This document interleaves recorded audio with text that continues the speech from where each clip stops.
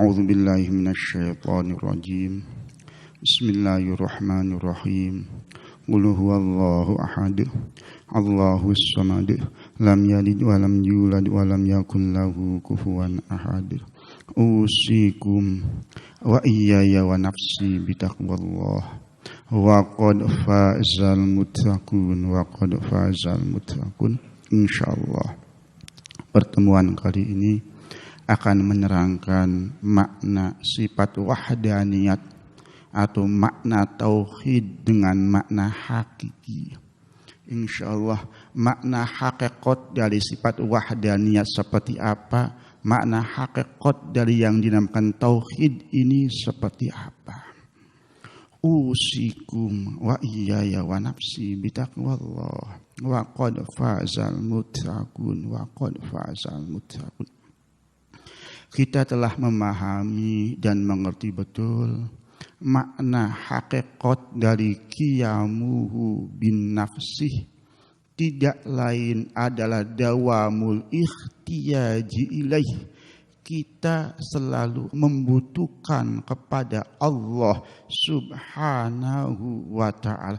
Kita selalu butuh kepada Allah subhanahu wa ta'ala. Karena apa? Baik sifat kita atau zat kita selalu butuh kepada Allah subhanahu wa ta'ala sewaktu ijad dan sewaktu imdad. Sewaktu wujudnya zat kita membutuhkan Allah, sewaktu kelangsungan wujudnya zat kita membutuhkan Allah subhanahu wa ta'ala. Yang tidak membutuhkan sesuatu tidak lain hanya Allah subhanahu wa ta'ala.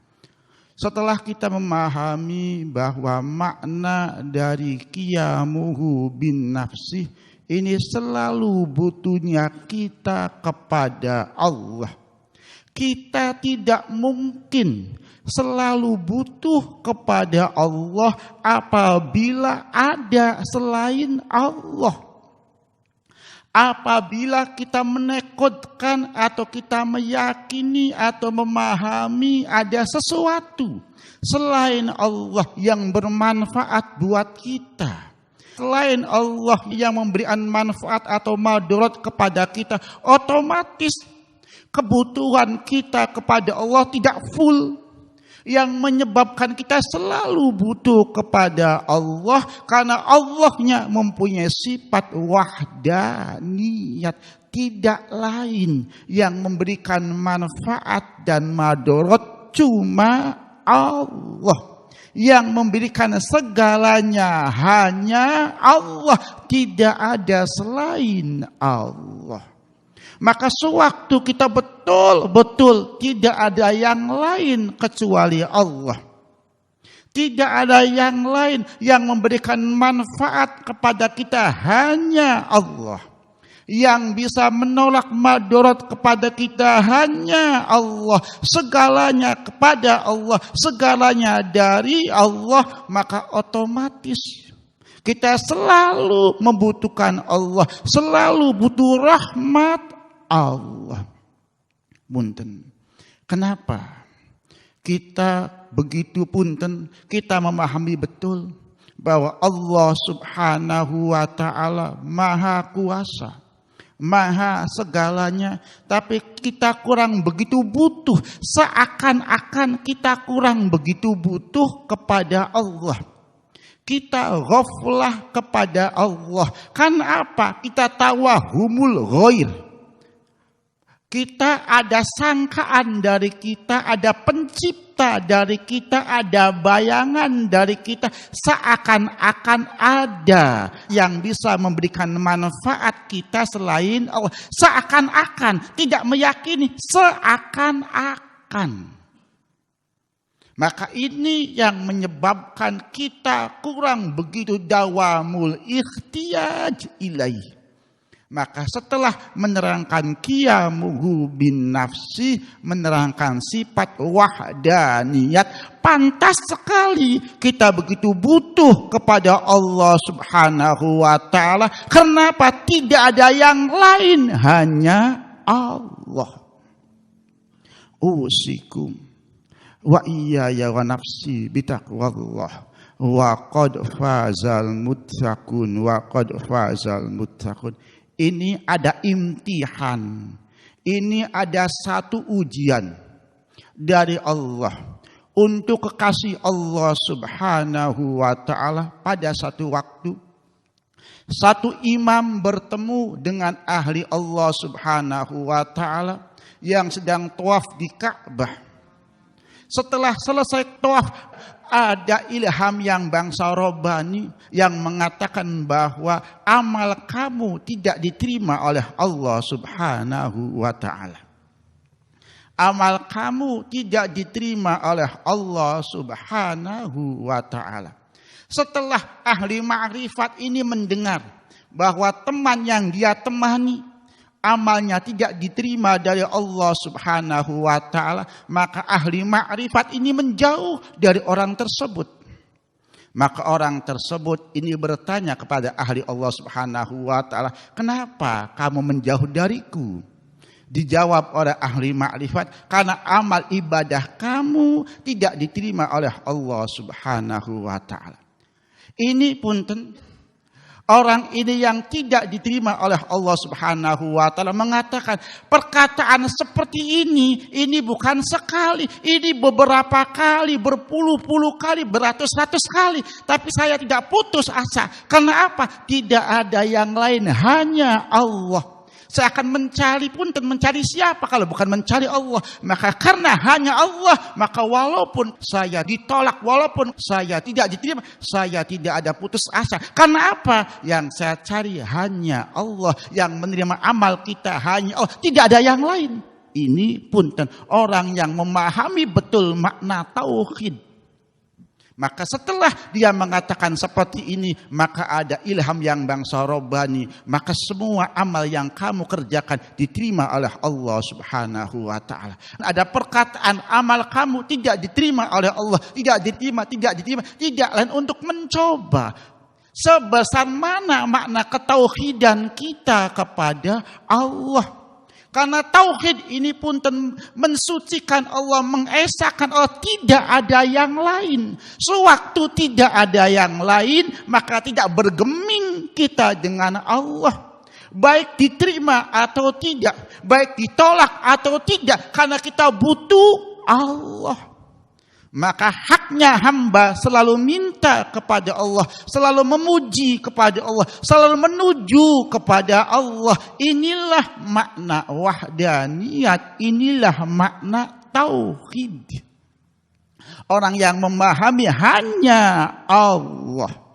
Ini makna hakiki dari sifat wahdaniyat. Maka makna hakiki dari sifat wahdaniyat ada nafyul itsnainiyah atau nafyul ghairiyah wa itsbatul ainiyah. Ini makna hakiki dari wahdaniyat atau makna hakiki dari makna tauhid. Ini nafyul itsnainiyah atau nafyul ghairiyah wa itsbatul ainiyah. Ini perhatikan punten Kang. Ini apabila Kang santri memahami makna ini dan bisa dipraktekkan dalam kehidupan nyata, maka Kang santri termasuk ahli muwahhidin, orang yang mentauhidkan Allah. Maka Kang santri termasuk ahli tauhid, tauhidut tafrid wa tafridut tauhid. Apabila mengerti betul makna hakiki dari sifat wahdaniyat, ini perhatikan Kang. Makna dari tauhid, makna dari sifat wahdaniyat ini nafyul itsnainiyah atau nafyul ghairiyah wa itsbatul ainiyah. Menafikan, mentiadakan sesuatu yang menyamai atau mentiadakan selain Allah. Mentiadakan selain Allah dan menetapkan Allah pada selain Allah. Mentiadakan selain Allah dan menetapkan Allah pada selain Allah. Maka ini makna dari tauhid. Membersihkan Allah dari selain Allah, memasukkan Allah pada selain Allah. menetapkan Allah pada selain Allah, min ghairi ittihadin wa hululin. Ini punten yang nanti saya akan fahami betul, karena ini pemahaman punten banyak sekali yang salah. Masalah sewaktu kita memahami tauhid, sewaktu kita faham tauhid, seakan-akan Allah menyatu dengan kita, seakan-akan ini i'tiqad yang batal, ittihad ini keyakinan yang batal. Atau sewaktu kita memahami tauhid, maka kita diisi dengan sifat Allah, maka ini keyakinan yang batal. Hulul dan ittihad ini bukan keyakinan ahli sunnah wal jamaah. Kalau keyakinan ahli sunnah wal jamaah, Allah, hamba bukan Allah, Allah bukan hamba. Harus bisa difahami. Allah bukan hamba bukan Allah. Tidak bisa Allah menempati tempat hamba tidak bisa menempati tempat Allah. Allah, hamba. Ini harus difahami betul, dan tidak ada istilah menenggaling kaulah sama Gusti, tidak ada. Sebab apa? Menunggali kaulah dengan Gusti, maka ini ada nama ittihad, menyatu. Tidak ada. Allah, hamba bukan Allah. Allah bukan hamba. Ini nanti punten harus difahami betul, dimengerti betul nanti untuk memaham makna tauhid ini. Sebab apabila tidak faham maka riskan sekali sewaktu kita memahami makna tauhid hakiki. Seakan-akan sewaktu kita faham Allah, badan kita diisi dengan sifat Allah. Seakan-akan seperti itu. Maka Allah menempat pada badan kita. Ini keyakinan yang batal. Bukan keyakinan sunnah wal jamaah, bukan. Kalau keyakinan sunnah wal jamaah, tidak ada Allah menempat pada hamba. Tidak bisa Allah menyatu dengan hamba. Karena Allah bukan hamba, hamba bukan Allah. Maka Allah, hamba. Tidak bisa. Artinya tidak bisa mengatakan Allah, hamba Allah. Tidak bisa. Ini keyakinan dari ahli sunnah wal jamaah. Ini punten, maka saya akan jabarkan makna tauhid hakiki. Saya akan jabarkan pemahaman wahdaniyat seperti apa. Punten, Kang Kaji, bagaimana pemahaman orang-orang terdahulu punten yang meyakini wahdatil wujud atau menyatunya hamba dengan Allah. Punten, sebenarnya ini ahli-ahli Allah yang dulu pemahamannya bukan seperti ini. Tapi karena pada waktu itu yang mendengarkan ketauhidannya belum begitu luas, maka seakan-akan pemahamannya ini menunggali kaula dengan Gusti. Karena apa? Ini istilah yang paling gampang. Hakikatnya tidak seperti itu. Karena Allah subhanahu wa ta'ala mempunyai wahdaniyat syar'i. Aldatnya Allah tidak terjus-jus, tidak tersusun dari beberapa juz, tidak sama sekali. Ini yang dimaksud wahdaniyat secara syar'i. Wahdaniyat secara hakiki, ini nafyul itsnainiyah wa itsbatul ainiyah. Ini punten. Ini usikum wa iyaya wa nafsi bitaqwallah wa qad fazal muttaqun. Ini punten, ini saya terangkan sebab pemahaman seperti ini punten. Inilah pemahaman orang yang perjalanan kepada Allah tapi tidak memahami tauhid. Sewaktu dia berjalan menuju kepada Allah subhanahu wa ta'ala, tauhid syar'inya dia tidak mengerti. Pemahaman hukum syar'i tidak mengerti. Dan dia berjalan kepada Allah dengan zikirnya, dengan istiqomahnya. Karena kurang memahami, mengerti, seakan-akan ada makna wahdatul wujud. Seakan-akan. Karena kurang memahami, karena kurang mengerti hakikat dari sifat wahdaniyat. Ini punten. Kang Kaji punten jabarkan, punten ini Kang. Karena ini masalah yang agak riskan. Maka saya akan terangkan dengan tuntas. Walaupun waktu agak lama. Ini punten. Supaya memahami betul. Maka makna dari wahdaniyat ini nafyul itsnainiyah. Menafikan. yang menyamai atau menyapikan selain Allah sewaktu kita memandang Allah. Sewaktu kita mentauhidkan Allah, mengeluarkan selain Allah. Maka ini yang dimaksud mukhlisina lahuddin. Sewaktu kita memahami Allah, memandang Allah, jangan cabang dengan selain Allah. Nafyul itsnainiyah fil ainiyah, menafikan selain Allah sewaktu kita memandang kepada Allah, sewaktu kita berta'abbud kepada Allah, sewaktu kita mengesahkan Allah, menafikan selain Allah. Sewaktu kita meyakini, memandang wahdaniyatnya Allah, maka mengerti betul yang punya kekuasaan hanya Allah, yang punya tadbir hanya Allah, yang punya af'al hanya Allah, yang punya sifat mulku hanya Allah, yang punya sifat kamal hanya Allah, yang ada pada kita sama basol, yang lainnya hanya titipan, hanya ariyah, semuanya milik Allah. Maka sewaktu kita memandang Allah, melihat Allah, mengesahkan Allah, beribadah kepada Allah, jangan pandang selain Allah. Jangan pandang selain Allah. Kita memandang baginda Rasul karena melihat Allah. Apa? Baginda Rasul punten diutus oleh Allah Subhanahu wa taala untuk menerangkan syariat. Maka kita memandang baginda Rasul karena Allah. Ini harus difahami sekali, harus dimengerti sekali. Maka yang dinamakan ahli tauhid ini mengesahkan Allah, menafikan selain Allah, menafikan sesuatu yang menyamai Allah. Kita nafikan semua. Punten, sewaktu beribadah, sewaktu kita menghadap, yang kita beribadah khusus kepada Allah, tidak kepada selain Allah. Keyakinan kita seperti ini. Ini punten sebagian dari makna wahdaniyat. Sebab makna dari wahdaniyat ini dua, nafi dan itsbat. Pertama, menafikan selain Allah. Pertama ini kan. Sewaktu kita memandang Allah, menafikan selain Allah.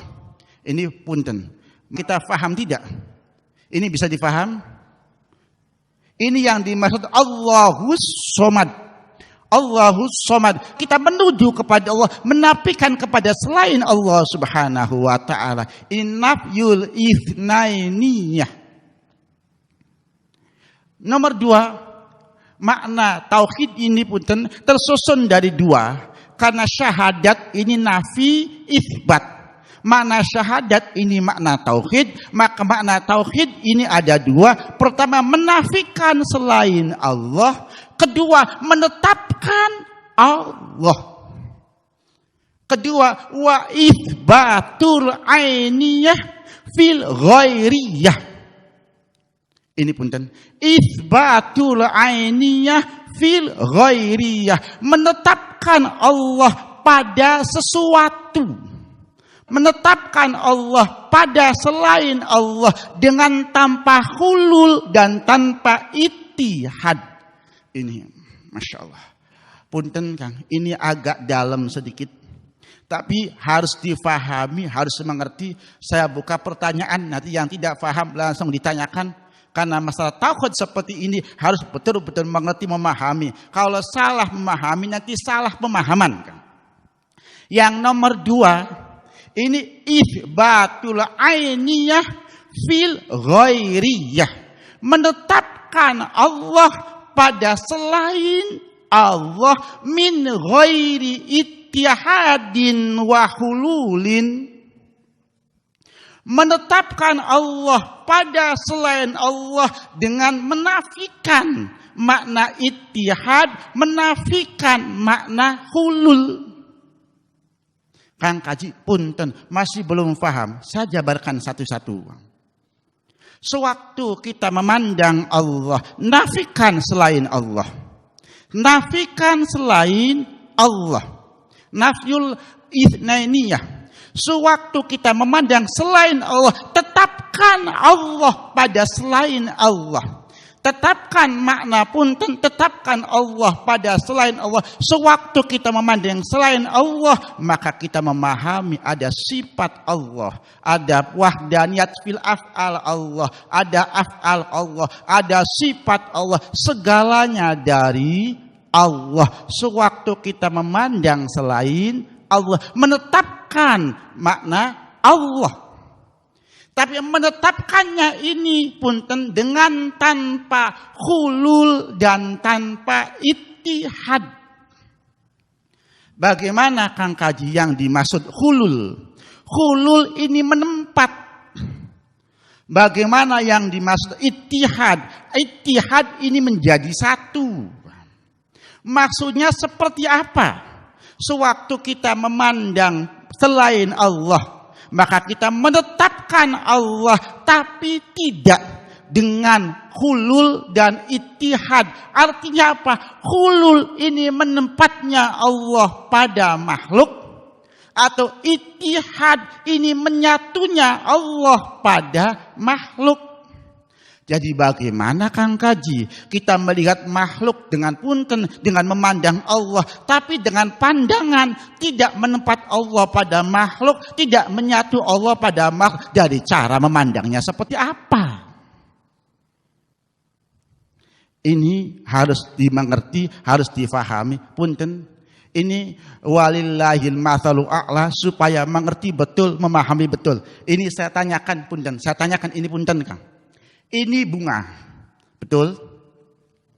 Dan ini bunga ada bayangan. Di bunga ini ada bayangan, betul? Saya tanyakan, bunga ini bayangan bukan? Bayangan ini bunga bukan? Terang, antara bunga bukan bayangan, bayangan bukan bunga.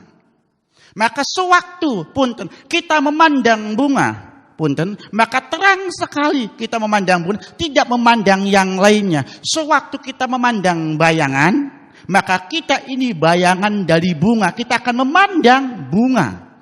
Tapi ingat, bayangan ini bukan bunga yang menempat. Bayangan ini bukan menyatu antara bayangan dengan bunga, harus difahami. Ini punten, ini supaya paham sekali. Kebab ini subhanallah, ini ilmu yang masya Allah Kang. Ini punten, saya gambarkan walillahil matsalu a'la. Ini bunga. Ini bunga ada bayangan. Maka saya katakan bunga ini bayangan bukan? Bukan. Bayangan ini bunga bukan?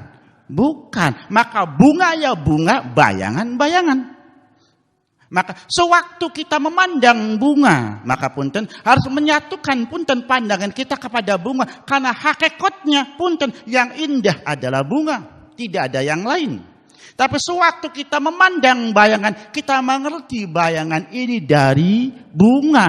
Tapi sewaktu kita memandang bayangan, ngerti bayangan ini dari bunga, tapi punten bunga tidak menempat pada bayangan, bunga tidak menyatu dengan bayangan.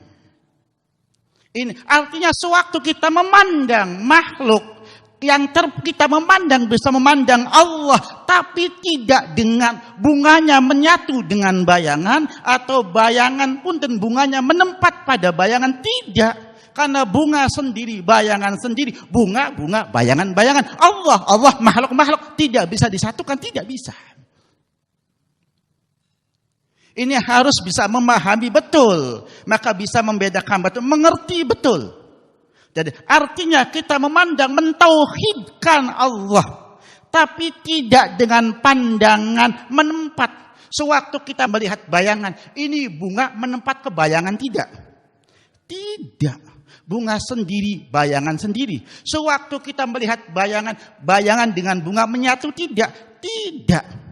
Maka punten bisa difahami, sewaktu kita melihat bayangan, maka kita punten, hati kita akan bisa memandang bunga, mengerti bunga, dengan tanpa menyatunya bunga dengan bayangan, dengan tanpa menempatnya bunga pada bayangan. Ini itsbatul ainiyah min ghairi khululin wattihadin. Ini punten. Ini Masya Allah sekali. Harus difahami, harus dimengerti betul. Karena Allah bukan makhluk, makhluk bukan Allah. Allah, makhluk. Ini yang nafyul itsnainiyah wa itsbatul ainiyah min ghairi khululin wattihadin. Ini usikum wa iyaya wa nafsi bitaqwallah. Wa qad fazal muttaqun. Ini punten sudah bisa difahami, sudah bisa dimengerti. Jadi kita memandang Allah murni, menetapkan Allah. Sewaktu kita memandang makhluk, menetapkan makna Allah dengan tanpa pandangan hulul dan ittihad. Makhluk Allah, tapi sewaktu kita memandang makhluk akan mengerti Allah, bukan Allah menempat pada makhluk, bukan Allah menyatu dengan makhluk, bukan. Subhanallah. Ini harus memahami betul. Kalau tidak paham masalah tauhid, maka akan menjadi satu kesatuan katanya.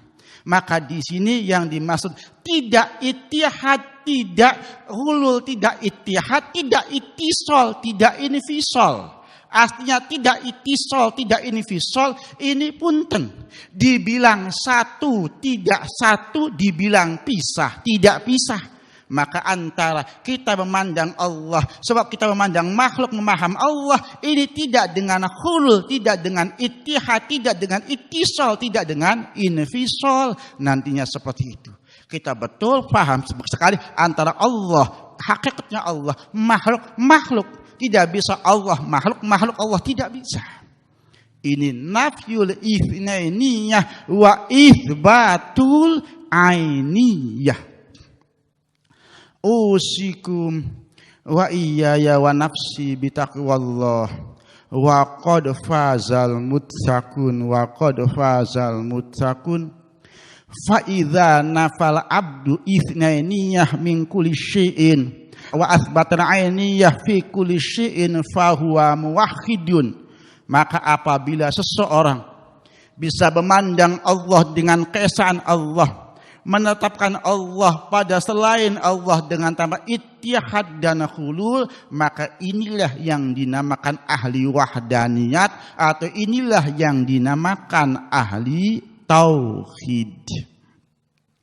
Usikum wa iyaya wa nafsi bitaqwallah wa qad fazal muttaqun. Makna tauhid seperti ini. Ini punten, saya akan lanjutkan, masih panjang nanti keterangannya. Ini sudah terang belum? Bisa difaham? Usikum wa iyaya wa nafsi bitaqwallah wa qad fazal muttaqun.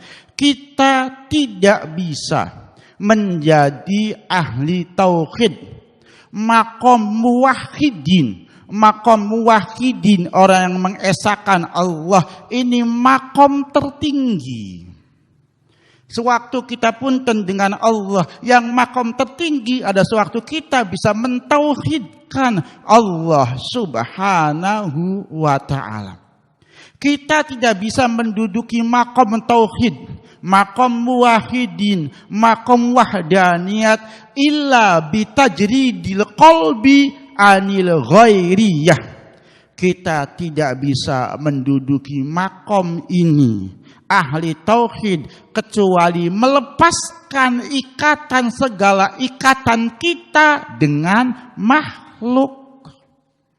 Maka pertama dari sifat wujud az-zuhdu fid dunya, az-zuhdu fi ma siwallah, ini untuk bisa memasang makna tauhid, untuk bisa menetapkan keesaan Allah subhanahu wa ta'ala. Karena apa? Meyakini betul selain Allah ini bagaikan zillun, bagaikan satu bayangan. Hakikatnya yang memberikan manfaat madarat hanya Allah. Segala yang kita kerjaan di dunia ini sekedar syariat. sekedar sunnatullah. Karena Allah menciptakan kita segalanya dari Allah, tapi Allah memerintahkan kita untuk menjalankan syariat. Maka kita yakini semua pekerjaan kita, semua usaha kita, semua ikhtiar kita ini sekedar syariat kita, hakikatnya semuanya dari Allah. Maka ahli sunnah wal jamaah menetapkan batiniyah kita majbur, lahiriah kita, zahiriah kita mempunyai syariat, mempunyai ikhtiar, mempunyai kasab. Maka kasab kita, ikhtiar kita untuk sekedar menjalankan amru, hakikatnya yang memberikan dan yang menahan semuanya Allah. Ini harus difahami betul. Kita tidak bisa menjadi ahli tauhid, ahli muwahhidin, kecuali kita sudah menetapkan Allah dengan tanpa hulul, dengan tanpa ittihad. Mengeluarkan hati kita dari selain Allah subhanahu wa ta'ala. Apabila kita sudah bisa menetapkan Allah fi kulli syai'in, maka kita termasuk ahli tauhid, ahli muwahhidin, menduduki makom tingkatan tajalli wahdaniyat. Ini. Usikum wa iyaya wa nafsi bitaqwallah wa qad fazal muttaqun. Maka puntenkah, sebenarnya saya menerangkan tauhid seperti ini agak repot juga. Karena kita orang awam. Kita Masya Allah masih begitu awam, keyakinan kita masih begitu jauh. Yang saya terangkan ini makna hakikat makna hakikat tauhid. Pelajaran tauhid dari masyayikh.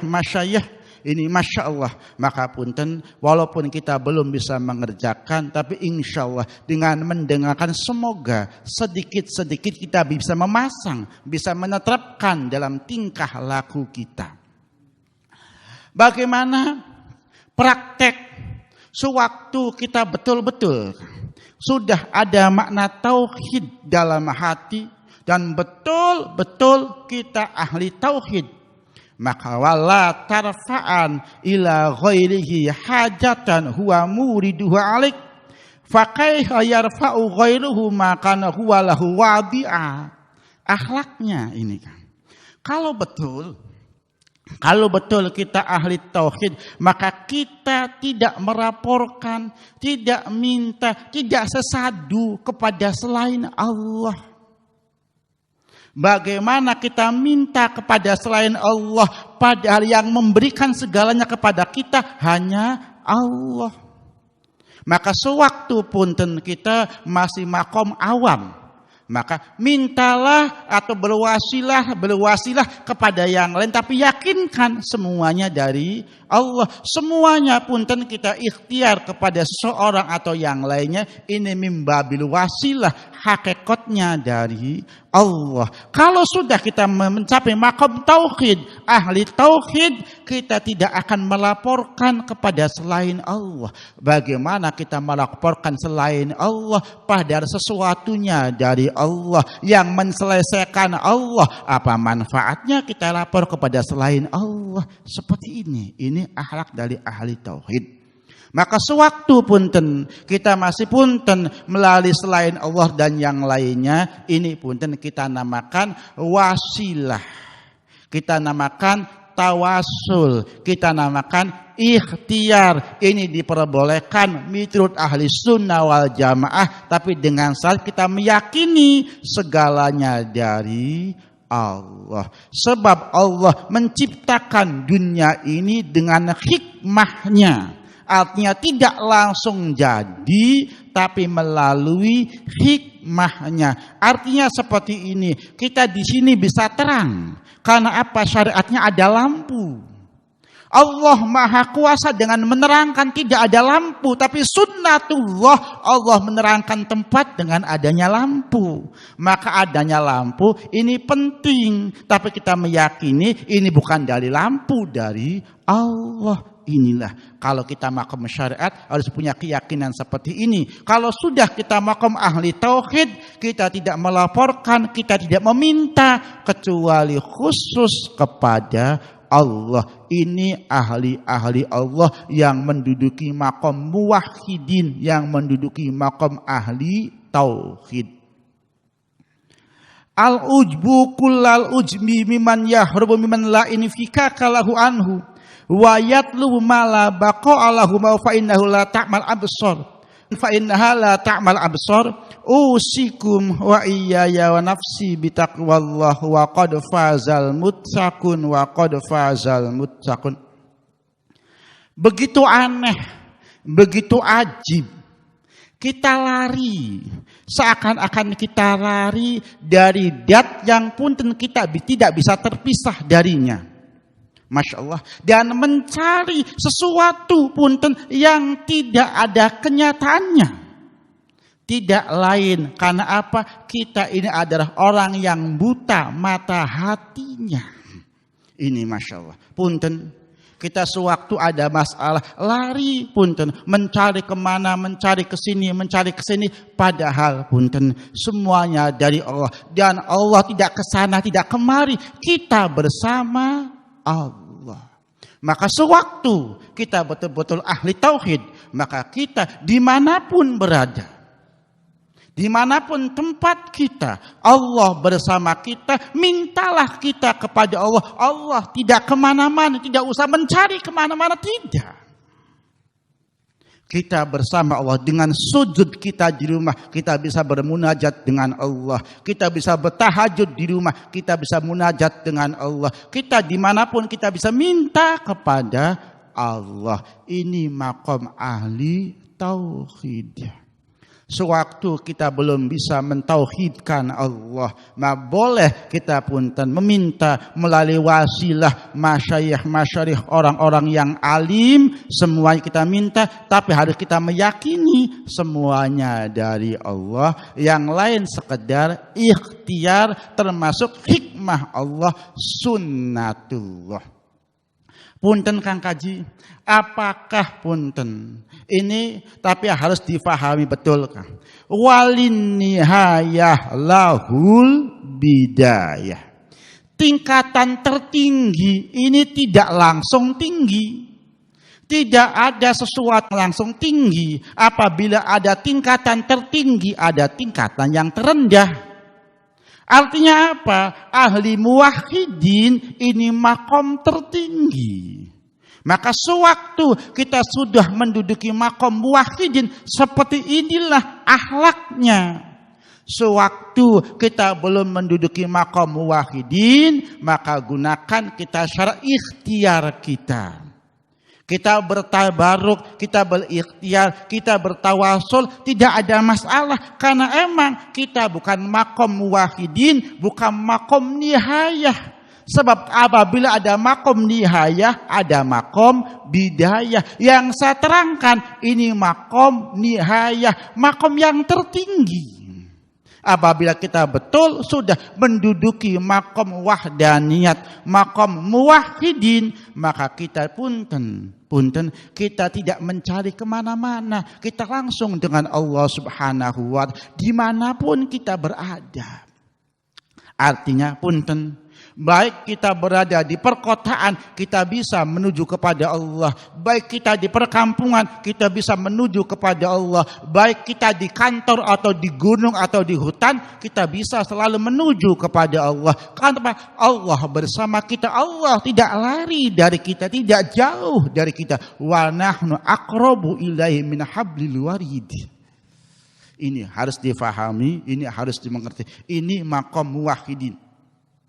Maka punten, ini akhlak subhanallah, ini adab dari ahli muwahhidin. La tarhal min qawni illa qawnin kahimari roha waladhi irtaha ilaihi waladhi irtahala minhu walakin irhal minal aqwan ilal muqawwin wa inna ila rabbikal muntaha. Maka akhlak ahli tauhid punten, kita tidak lari dari satu makhluk ke satu makhluk. Maka larilah kita dari makhluk kepada Allah. Sebab wa inna ila rabbikal muntaha. Karena apa?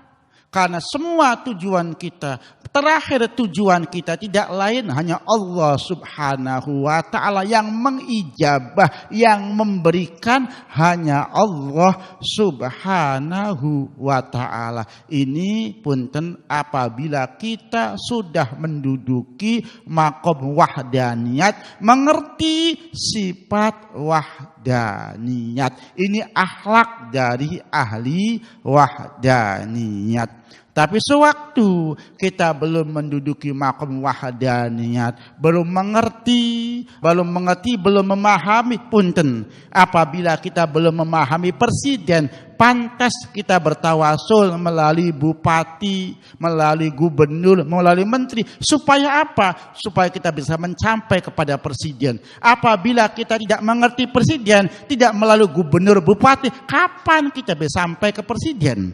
Maka sewaktu kita sudah bisa mencapai ke presiden, punten, tidak usah melalui gubernur, bupati lagi, langsung kita kepada presiden. Ini ahli tauhid, ahli muwahhidin. Tapi sewaktu kita belum memahami kepada presiden, belum mengerti kepada presiden, pantas kita bertawasul melalui menterinya, melalui bupatinya, melalui gubernurnya. Nah ini walin nihayah lahul bidayah. Maka makna hakiki dari sifat wahdaniyat tidak lain menafikan selain Allah, mentiadakan selain Allah sewaktu kita memandang Allah, menetapkan Allah sewaktu kita memandang selain Allah dengan tanpa ittihad dan tanpa hulul. Artinya Allah ya Allah, hamba ya hamba, Allah bukan hamba, hamba bukan Allah. Ini harus difahami betul, ini harus dimengerti betul. Inilah akidah ahli sunnah wal jamaah. Inilah akidah kita, ini akidah ahli Syirban, masyayikh Syirban. Ini menerangkan seperti ini. Ini punten kita bisa difahami, bisa dimengerti.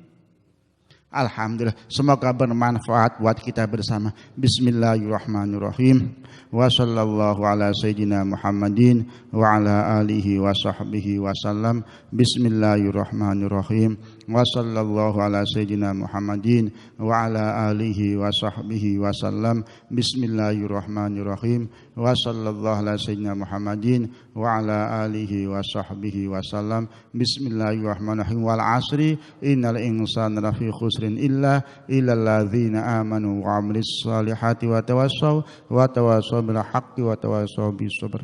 Assalamualaikum warahmatullahi wabarakatuh.